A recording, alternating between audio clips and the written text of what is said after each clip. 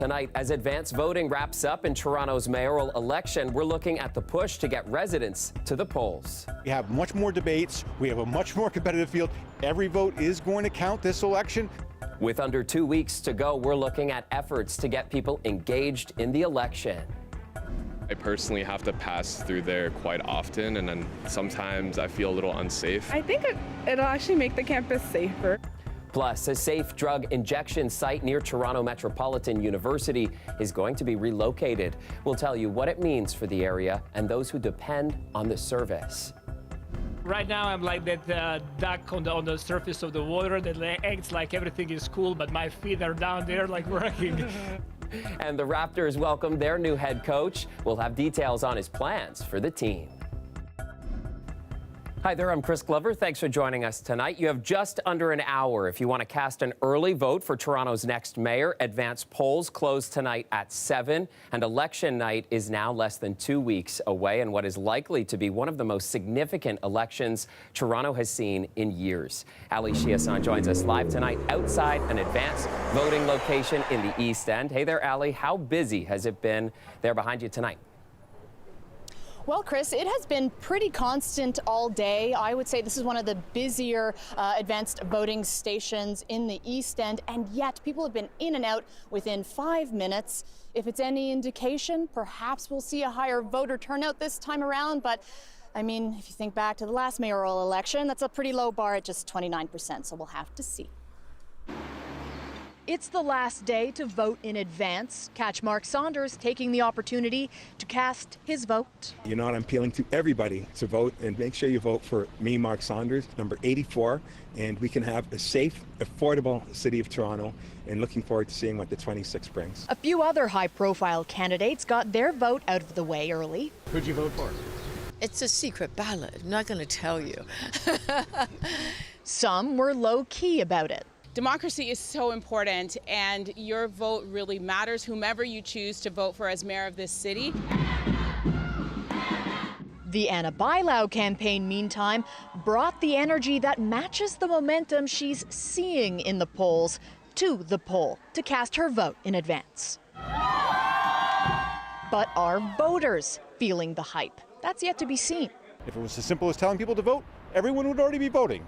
John Beebe founded the Democratic Engagement Exchange out of Toronto Metropolitan University to look at why voter turnout essentially It went off a cliff. The truth, of course, is campaigns have a limited budgets. They have a limited time. They're going to focus on the people they know are going to vote. So they're not going to spend their time reaching out to young people. They're not going to spend their time reaching out hard to reach voters. That's where the community organizations, their role is so critical in reaching out to their communities and engaging them. But unfortunately, right now, they're all doing it off the side of their desk. They don't have funding, they don't have support to do that. But good news. And there's still time. There's still definitely time, even today, and then in 2 weeks. And bring a +1.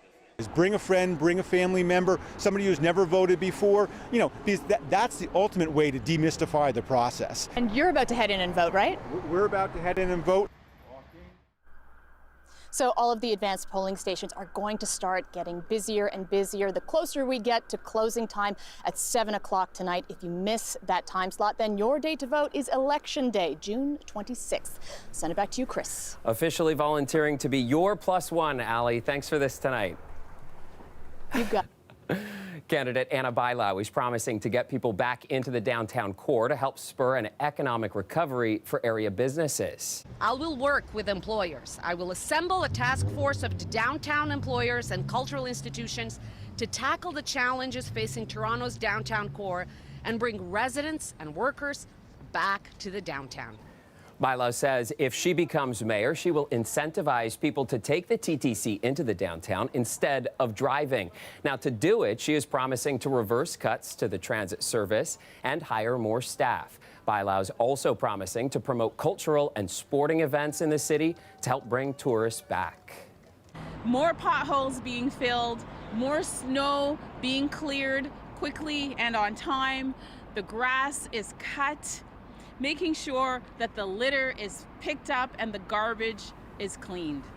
Meanwhile, candidate Mitzi Hunter promising today to boost city services should she win the election. Hunter says she'll increase the budget for snow clearing by more than 10% and invest in modern snow clearing equipment. She's also promising to double the budget for pothole maintenance.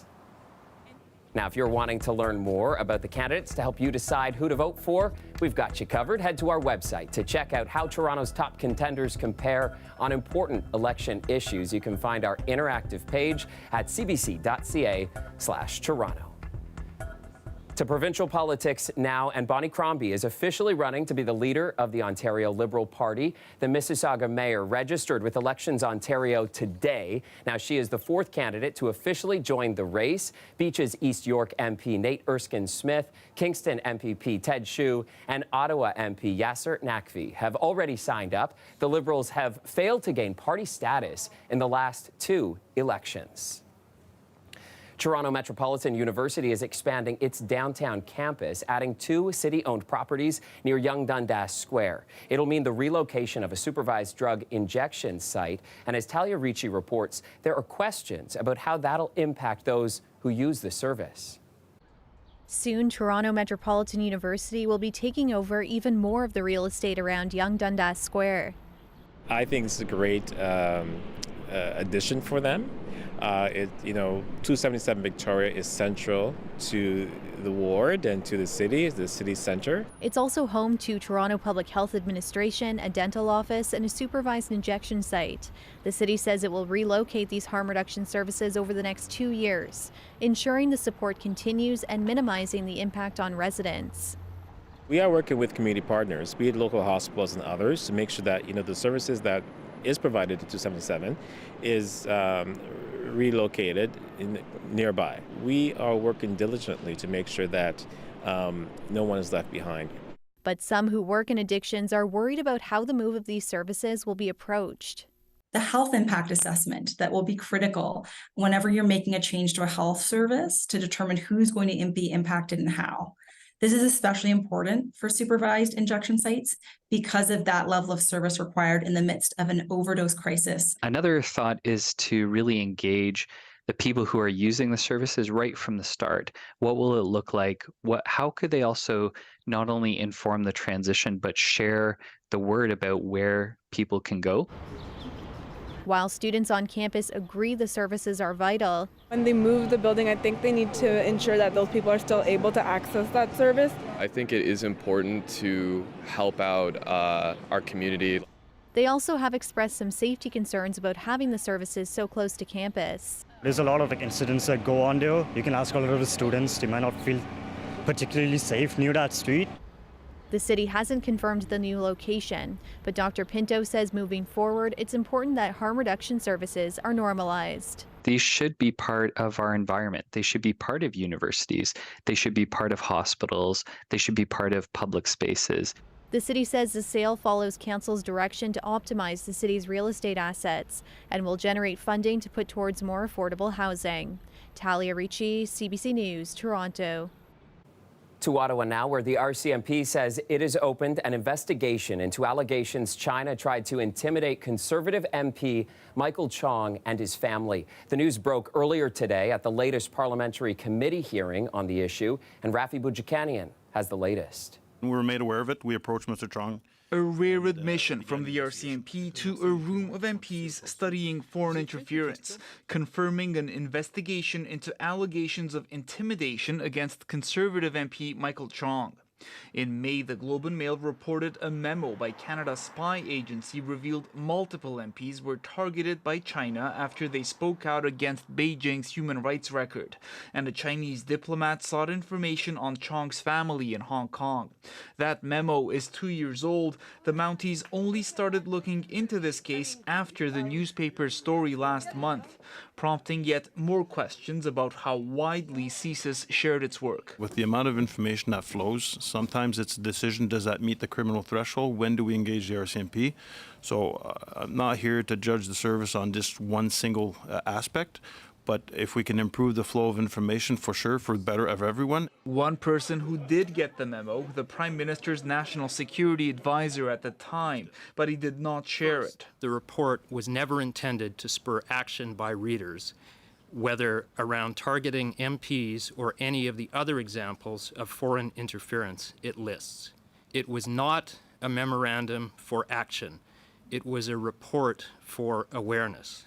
Hard to believe for the official opposition, which used question period to again push for a public inquiry into foreign interference. No public inquiry, no truth, and no responsibility shown by this government. We continue to look at all options, including a public process. Despite all the shouting on Parliament Hill, there's been some incremental cooperation too. The Bloc Québécois has met with the Conservatives and has sent the government a list of potential candidates to head a public inquiry. All this as the RCMP says it has opened more than 100 investigations into foreign meddling. Rafi Boudjikani, CBC News, Ottawa. After transferring murderer Paul Bernardo to a minimum security institution in Quebec earlier this month, Correctional Service of Canada has decided to review the move. The agency confirms it has formed a 3-person committee, which includes external representation. It expects the review to be completed within a few weeks. Now, in 1995, Bernardo was convicted in the abduction, rape, torture and murder of teenagers Kristen French and Leslie Mohafi. He was declared a dangerous offender and given an indeterminate prison sentence. Bernardo spent 29 years in a maximum security prison here in Ontario before the transfer earlier this month.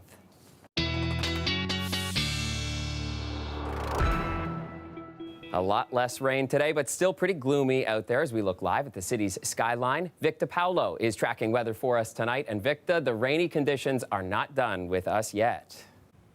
Chris, in our near future here for Toronto, what we do have in store is thunderstorms. We do have some thunder showers coming our way, not only for Wednesday, but potentially Thursday as well, too. That's going to be accompanied by cool nights, and to start the morning off tomorrow, it's going to be a bit of precipitation in the surrounding regions. Now, taking a look at our average temperatures this time of year, 23.4 is the average high, and 11.6 is your average low. Now, taking a look at the radar here to see exactly when that rain will be passing through. Now, here's what your Wednesday morning tomorrow looks like. As you do see, it is passing around the GTA and finally working its way through closer to your commute home. But as you do see associated to that will be some thunder showers earlier in the day. But once that system washes its way through, I'll take a step aside here. You can see that we're going to be in store for some cloudy but clear skies when it comes to Wednesday night.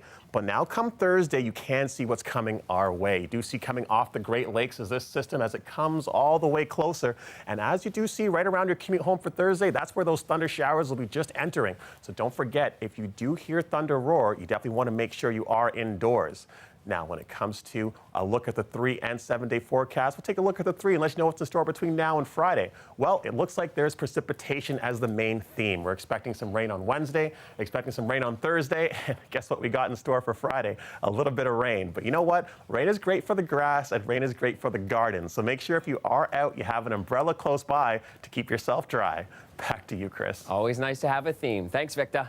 After an exhaustive search, the Raptors have finally found a new head coach. Today, the team held a press conference to introduce their new bench boss, and Greg Ross, of course, was there. A few hundred Raptors fans gathered outside of Scotiabank Arena to get an in-person look at the man who will be calling the plays for the Raptors this coming season. I gotta take it in for a second. This is amazing.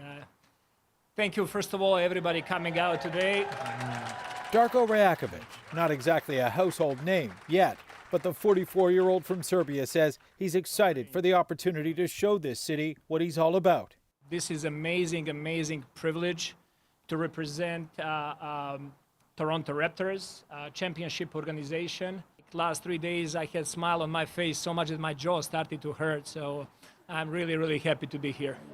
It may take some time for most Raptors fans to get to know the team's new coach, but many in Toronto's Serbian community already know him well. I'm just super excited, and it's just super awesome to see someone like that be in like a leadership role. It just shows that, like, you know, we can do that too and everything, and kids who immigrate here can do that too.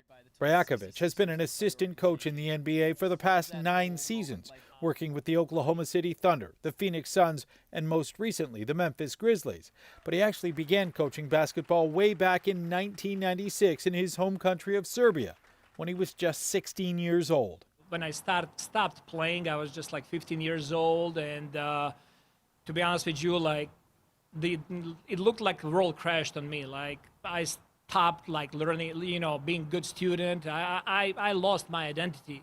And when my team organized a basketball camp in my hometown for little kids, they invited me to be there and coach those kids. When Raptors president Masai Ujiri began his search for a new head coach back in April, he said his team needed a culture shift. Today, Rajakovic was asked how he plans to change the culture here. We really want to have an amazing group of people working together. Like that's something that's off the court, but also on the court. For me, culture starts with your daily commitment to yourself and your team. And that starts with me, starts with players, starts with everybody in the organization. Change is something that sometimes is tough, and we feel that Darko fits it. Rajakovic says he's already met with some of his players in person and talked with others on the phone. They won't all be together until training camp opens in September. Greg Ross, CBC News, Toronto. It was a special end to the NBA season last night. For the first time in franchise history, the Denver Nuggets won the NBA championship. It's over. At last, the long wait is over. After 47 years, the Denver Nuggets can finally call themselves NBA champions. That was the emotional moment as they beat the Miami Heat in a dominating 5 games. Leading the way was two-time MVP Nikola Jokic, who put up a historic performance, earning him the Bill Russell NBA Finals MVP. Now, Kitchener's very own Jamal Murray also shone in the finals. He averaged 26.1 points these playoffs, the most in a championship run by a Canadian. And Murray is the 9th Canadian to ever hoist the Larry O'Brien Trophy. Major sports news out of Ottawa as well, where a Canadian billionaire fronted a group that beat out Snoop Dogg and so many others, winning the bid to be the next owners of the Ottawa Senators, reportedly paying a record $1 billion to take over the NHL franchise. Kimberly Molina has that story. The group is spearheaded by Michael Andlauer and includes some local partners, including Farm Boy partner Jeff York and the Malhotra family with Claridge Homes. The deal still needs final approval from the NHL, but if it goes through, Andlauer's group will own a 90% stake in the team, with Eugene Melnick's daughters keeping the other 10. Andlauer is no stranger to hockey. He owns a minority stake in Sen's rival, the Montreal Canadiens, which he'll have to sell. But that little detail isn't holding back excitement in Ottawa. He wants to invest in the team. He wants to be successful here. He's a hockey guy. He's committed to winning. And he's investing deeply in our city and sees so much potential here. That's all very exciting for Ottawa. At least one Senators player is also weighing in on the news of his new boss. We caught up with Ottawa defenseman Thomas Chabot by phone earlier today. It's pretty amazing. It's something special for the entire team and the entire city of Ottawa, and I think a lot of positive will come out of that, and obviously where the group's at now and how things have been built around the team, around us as players, around the city as fans. It's pretty special news. The team went up for sale in November after Melnick's death in March 2022. Even though the Senators are one of the lowest valued franchises in the league, we've had some high-profile bidders.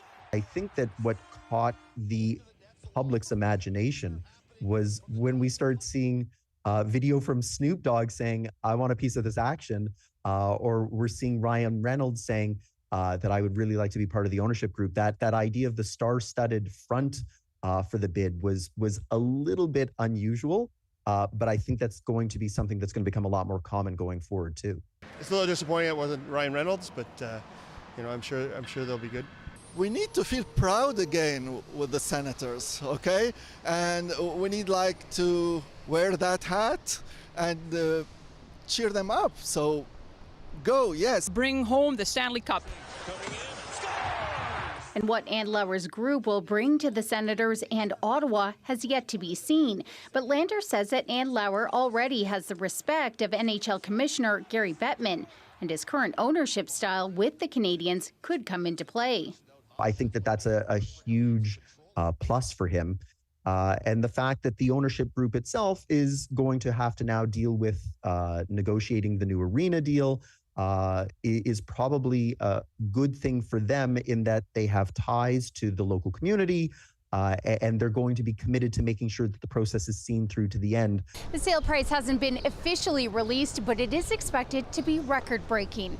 Next on Ann Lauer's agenda, the NHL draft in July and a downtown arena deal with the National Capital Commission. Kimberly Molina, CBC News, Ottawa.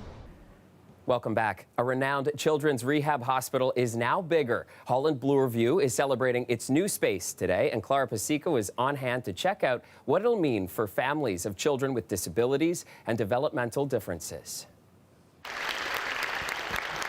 A large crowd gathered beneath the fifth-floor expansion at Holland Bloorview in Toronto.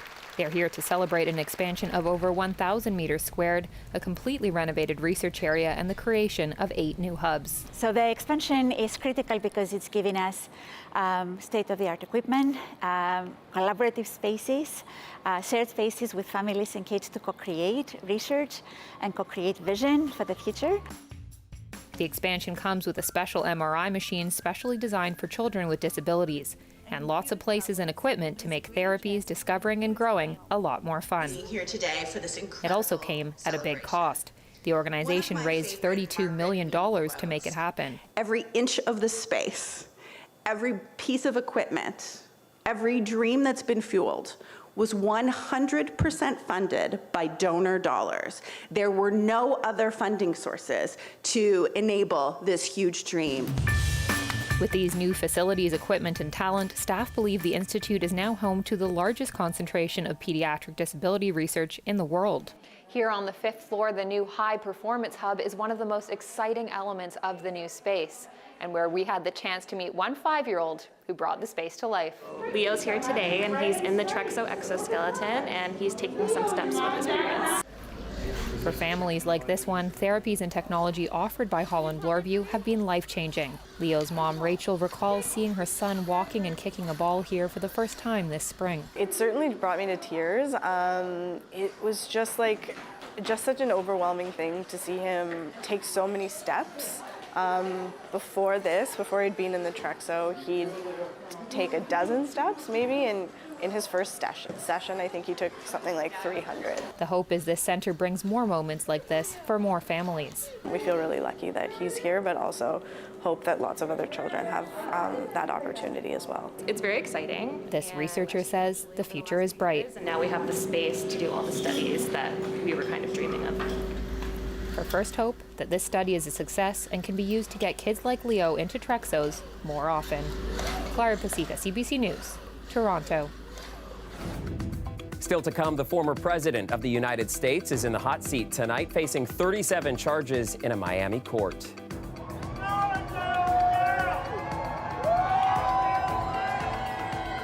We will bring you the latest details from inside and outside the courthouse after the break. In Ukraine, 11 people are dead and nearly 30 injured after Russian missile attacks blew apart an apartment building. It happened in the central part of the country, in the city of Kryvyi Rih. It's the hometown of Ukraine's president, and CBC's Margaret Evans has all the details. I'm standing right in front of the main apartment building that was impacted by this latest strike. As so often is the case in these instances, it came in the early hours of the morning, taking people by surprise as they slept. You're seeing behind me people arriving. They're being allowed in to go and collect some of their belongings. And we're going to take you to show you a little bit of the impact point. This is where the strike hit. And if you pan up, you can just see the impact it had on the whole apartment building, which of course is a residential building. You can see the balconies. There have been feathers flying around in the air, presumably from pillows. We're going to just get out of the way of this bulldozer that's coming back to show you the other side of the square, because apartments all around this residential square were hit. It was a high death toll here when the search operation was underway and bodies were found. They were taken here to the middle of what is a playground to await the coroner's van to come and collect them.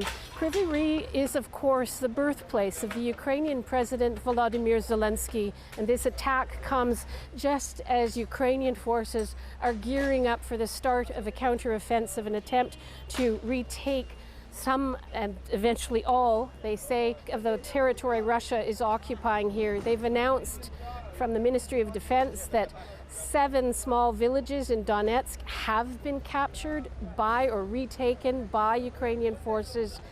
But here, of course, people are getting on with the business at hand, which means cleaning up. But it also means tending to the injured, many in hospital, and of course it means burying their dead as well. Margaret Evans, CBC News, Kryvyi Rih. In the U.S., Donald Trump pleaded not guilty today in a Miami courthouse to 37 federal charges tied to the alleged mishandling of classified documents. It marks the first time that a former U.S. president has been charged with federal crimes. Chris Reyes has this report from Miami.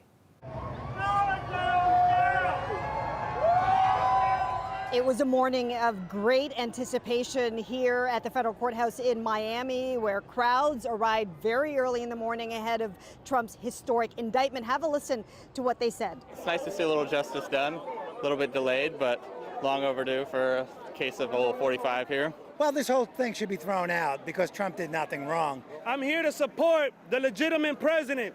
This is third world banana republic tactics. As scheduled, Trump arrived by motorcade just a little bit before his 3 p.m. arraignment. He entered the courthouse via an underground passage. The full security that's been in place in this area since over the weekend was on full display. He was traveling from his resort in Doral, Florida, which is about a 30-minute drive from here. He stayed there overnight, had dinner with his son, and also his aide, Walt Nauta, who is named in the indictment, also facing charges. Now, upon his arrival, Trump's spokesperson gave a statement outside the courthouse. What is being done to the President Trump should terrify all citizens of this country. These are not the ideals that our democracy is founded upon. And this is not our America. Once inside, Trump was booked and processed. No mugshot was taken.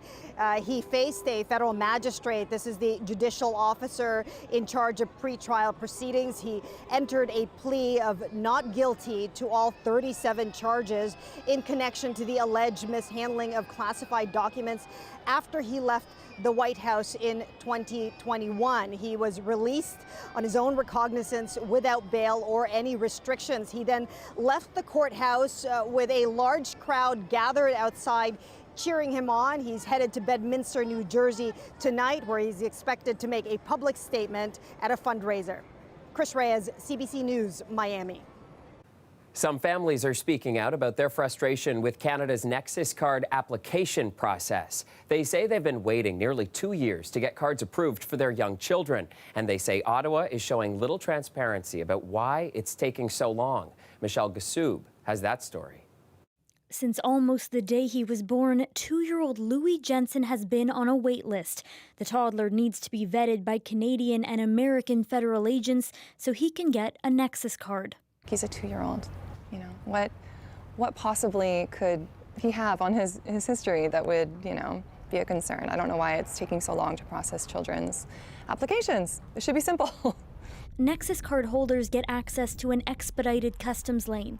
But without a card for little Louis, the Jensens often face hours-long waits while traveling to visit their grandparents in Blaine. My husband sometimes will bike down and go through the bike lane because that's always a bit faster. My daughter and I will go through the Nexus lane together. It's just, it really feels like an unnecessary burden given that we all have Nexus. He's a 2-year-old. He doesn't have a criminal history. Let's get the ball rolling on it. The Canadian Border Services Agency said in a statement, applications should take 12 to 14 months. That's half the time the Jensens have waited. A backlog of applications during the pandemic and a temporary shutdown of the program caused the Nexus waitlist to swell to 295,000 in May of 2022. A year later, that backlog has yet to be cleared, with more than 276,000 still pending. the concept of an interview for an infant is hilarious. Tammy Yasrobi has been waiting 6 months for an update on her baby's card. She points out young children aren't even required to fulfill most of the application requirements. They can't even do the biometric piece, right? So they can't do an iris scan. They can't take their fingerprints. You've interviewed me. You've interviewed my partner. What is it that you're learning about a baby that requires this extended wait time? The CBSA said it doesn't sort applications by age, that it is required to make sure no custody arrangements are in place for a child, which can extend processing time.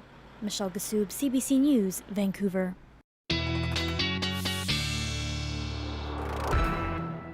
All right, so more unsettled weather is in the forecast, and Victa is back for a look at the long-range forecast. Victa, it is cooler for a lot of parts of Canada this week.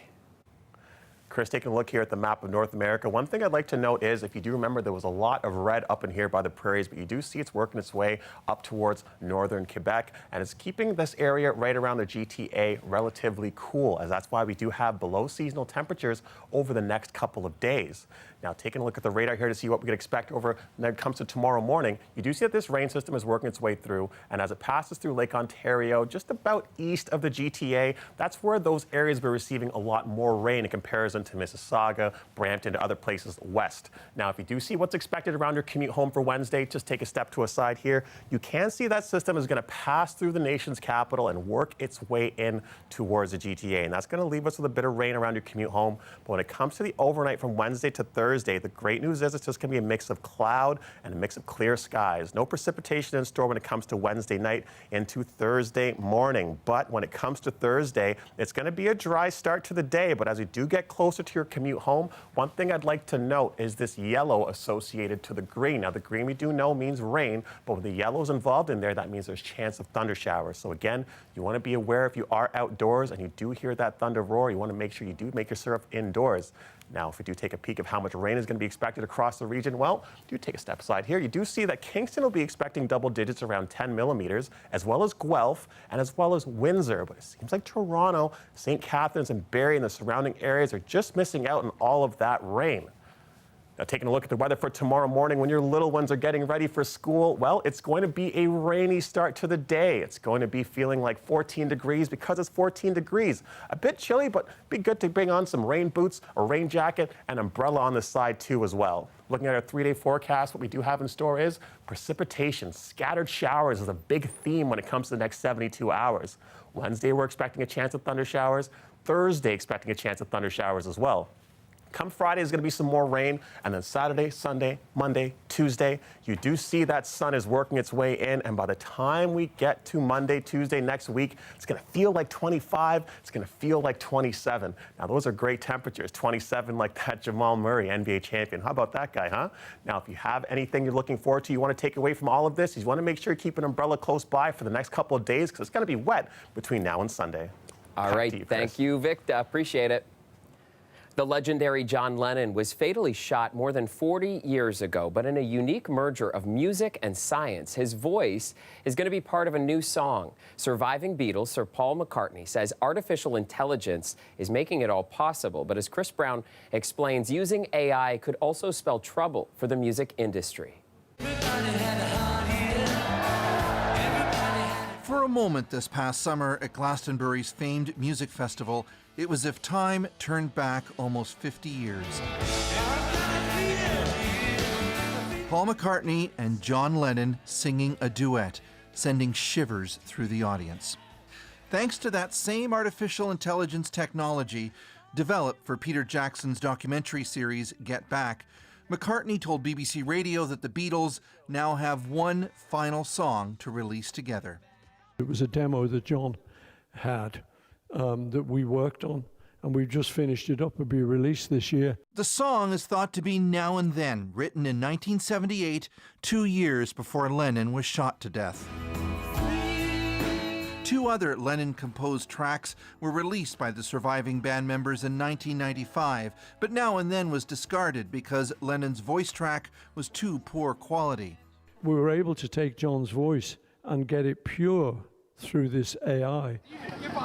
At the world's most famous crosswalk, outside the London recording studio where the Fab Four made music history, Fans were elated. Wow, I think that's really beautiful because otherwise we wouldn't have heard that demo. Artificial intelligence is already transforming the music industry, and not always in good ways, depending on who you ask. There are plenty of examples of fakes, as well as tough ethical and legal questions. AI-generated songs with vocals sounding strikingly like Canadian artists Drake and The Weeknd recently went viral before being pulled from streaming platforms for copyright violations. Your data should not be used unless you have approved it. Martin Clancy is a musician, and he chairs a global committee exploring the ethics of AI in the arts. Despite the risks, he wants artists to experiment. Let's encourage Paul McCartney. Do a whole album, but lead the way, guide us in the way that Sgt. Pepper's inspired so many musicians. Indeed, in his interview, McCartney says he believes AI's future in music is exciting. There's a good side to it and then a scary side. And we'll just have to see where that leads. Chris Brown, CBC News, London. Break. Here is a look at where the markets closed today. The TSX rose 69 points. The Dow went up 146 points. And the dollar traded up to just over 75 cents US. We will be right back.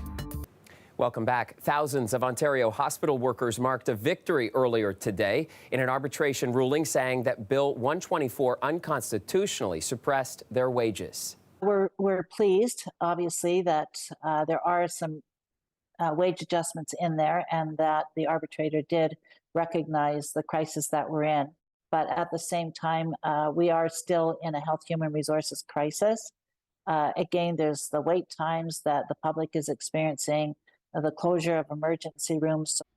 All right, so here's the deal. The decision gives salary increases of 6.25% over the last 2 years for 45,000 hospital workers, together with a $2 boost to the hourly rate for registered practical nurses. The union president says the increases still fall short of what is needed to keep up with inflation and the shortage of healthcare workers in Ontario hospitals. They go to the bargaining table with the province later this year. Ontario's financial watchdog says the province has $22.6 billion in excess funds. What's the big difference has been really exceptional revenue growth, and that's been driven by the recovery from the pandemic, but also the inflationary environment that we're in. So that I think has been the big difference. Ontario's Financial Accountability Office says the excess funds represent money that hasn't been invested into existing or upcoming programs through to 2026. The funds can be used to finance future projects or unexpected expenses, but if not used, the FAO says it could be used to help balance the budget and reduce debt. Over the past few weeks, CBC Radio's Metro Morning has been talking to the top candidates vying to be the mayor of Toronto. Today, host Pia Chattopadhyay spoke with Beach's East York City Councillor Brad Bradford about his plan for the city. Let's talk about the budget hole. We're in trouble in this city when it comes to money, and I've been talking to everyone running about what their plans are. So let's talk about property taxes. You said you'd freeze property taxes at the rate of inflation.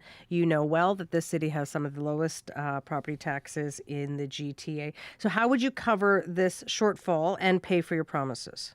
Well, two things. I'll just point out, because the Toronto Star always likes to put the graph up about property taxes, but it's not apples to apples comparison. Our waste bill is, as you know, separate from the property tax rate. And if you include that, we're much more middle of the road when it comes to property taxes in the province. And, frankly, I don't think that's a statistic that we want to lead on. I don't think we want to be the jurisdiction that has the highest property taxes in the province. And if you elect Olivia Chow as mayor, that's the direction that we'll be headed in. This is about affordability.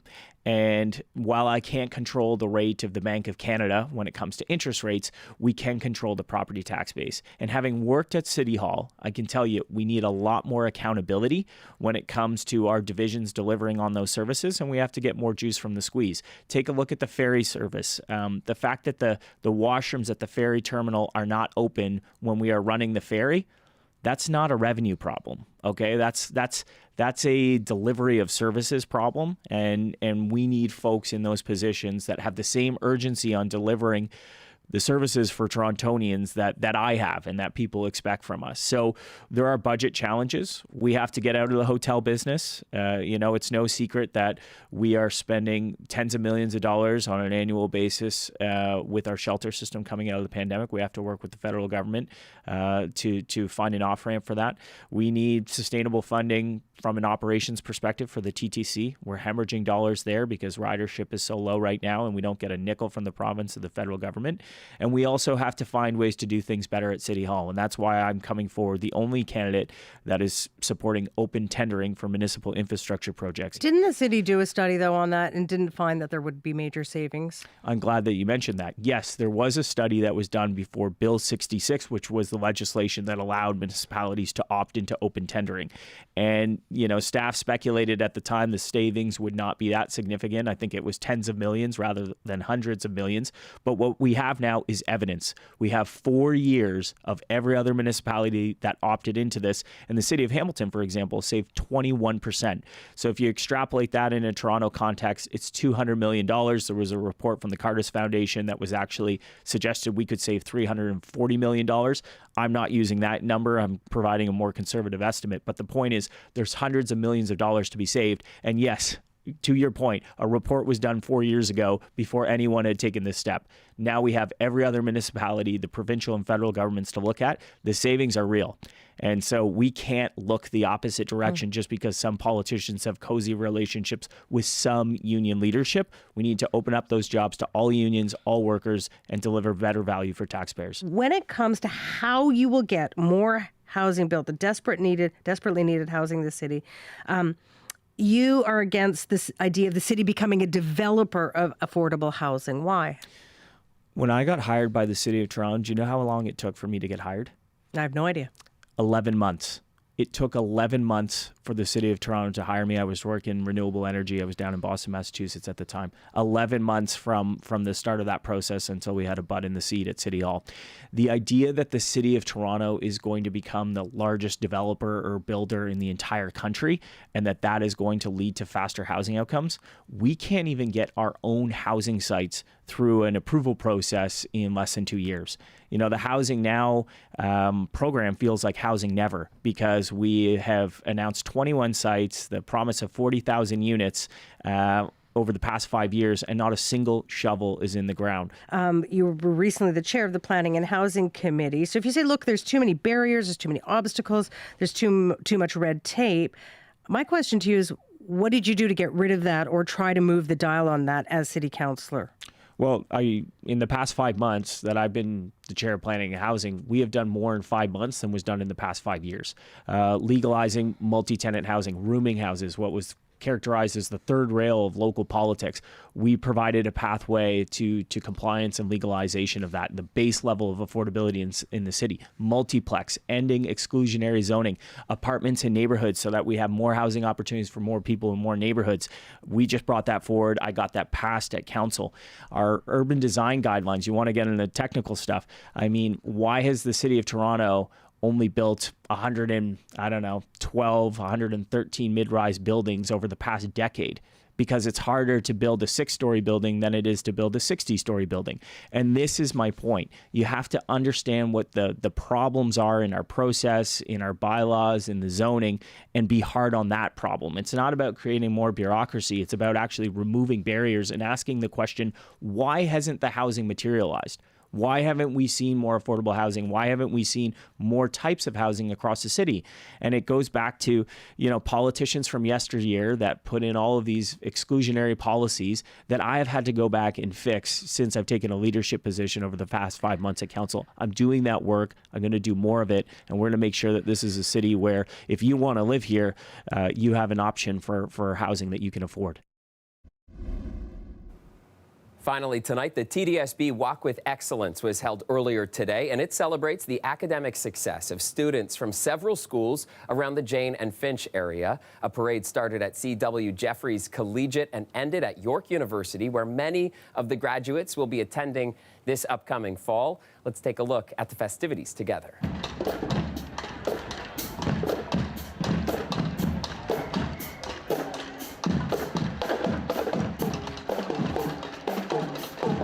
So this this year, for the 10th anniversary of the Walk with Excellence, we're really lucky to have 3 bursaries, 3 awards that are being given to each school. There will be a $500 award presented to a student who has shown great commitment to leadership in school life, in the arts, athletics, or social justice. There's a $750 award that's going to be presented to a student who has overcome adversity and shown real resilience throughout their high school career. And finally, our big award this year is a student who will be attending at York University from each school is receiving $2,000. How many of you are graduating? Raise your hand in the air. Congratulations to all of you. Lift me up. Hold down. The experience was very nice, and even though COVID got in the way, teachers were very supportive. My education was supported at those times, and it just feels like home to me. Ever since I came here, the energy has just been immaculate with Miss Paisley, and she's a great teacher. Very positive. Very positive, and I just want to say thank you. Very, very difficult past 3 years. Here we are, and we talk about learning recovery. That has been our celebration, that we are actually, our efforts through teaching and learning, students are closing the gaps and actually making it there. This is what this day is about. It is super exciting.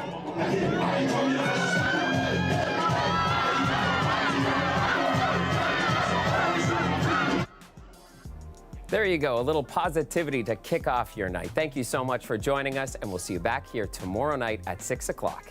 Have a great night, everyone.